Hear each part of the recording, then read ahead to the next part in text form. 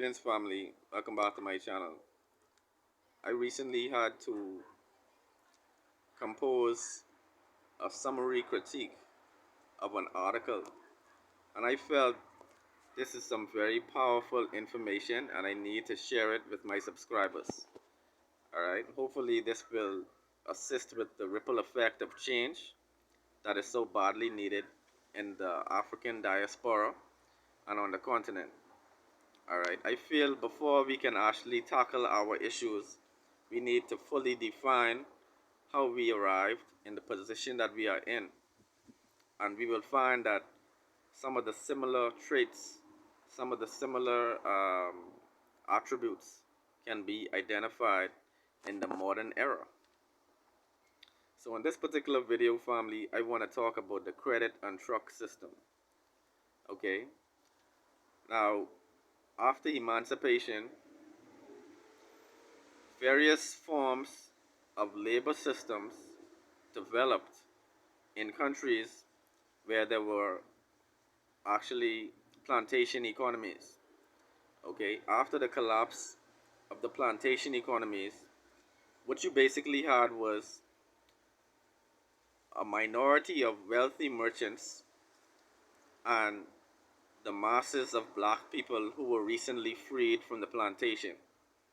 Okay, so let's all try to put ourselves in that type of framework and try to understand what I'm saying. So basically, you have freed Africans who are now able to be masters of their own destiny, but for all intents and purposes, uh, were free people under the jurisdiction of their former owners. Okay? And so basically, there were various forms of labor systems that preceded the wage labor situation. Okay? So I'm talking about the time before the first slaves got a job. Okay? This is where we are right now in this particular story. So in the Bahamas, this is like 1834. From this article, I got a very vivid picture of how the various labor systems evolved into people actually getting wage labor. Okay, so basically, the author, Howard Johnson, was describing the fact that after emancipation, we were viewed as being too expensive to maintain. Basically, we were too expensive to maintain for our former slave masters. So they said that it was becoming too expensive to feed us and clothe us with the rations that the Emancipation Proclamation basically initiated. Okay, so there were a succession of various form of labor arrangements between the former master and the former slave, who were now called employer and employee. Okay, so this particular person knew what it was like to be a slave and also to be an employee of the same said enslaver. So there's so much to unpack from this article.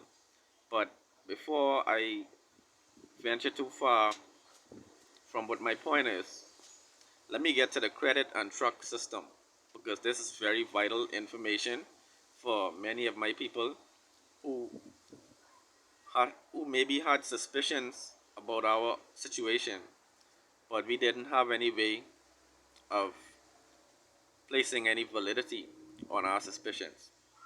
Okay, we always wondered, how did we become such a dependent labor force, right? How was it that we got to this point that there were no we don't own land. We are landless. We are basically at the whims of market forces and at the whims of the merchant class.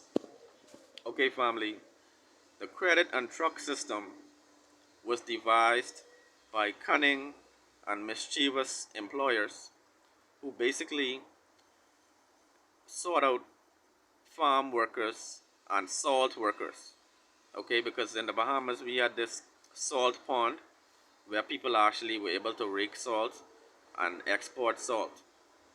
Okay, but these people devised a very tricky form of compensation in which they enticed the former slaves with a high wage, right? After they secure their employment, they would also delay the payments to these slaves, all right?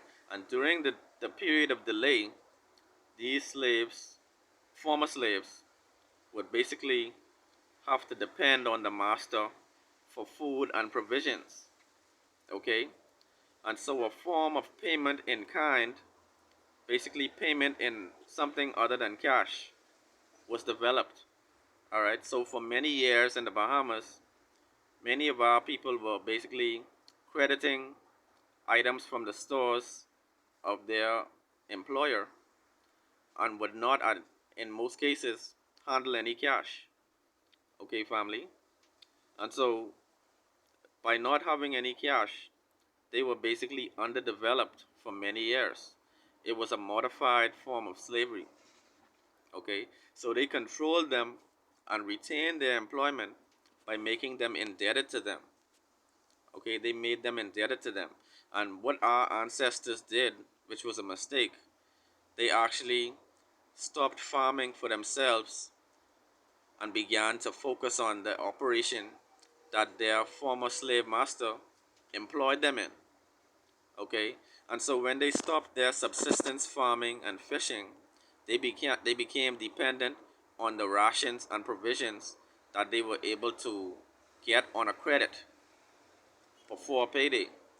All right, oftentimes they would find themselves at payday not able to get any cash because during the whole period of the delay of payment, they would have probably got rice, pork, corn, cotton, and the like from the former slave master.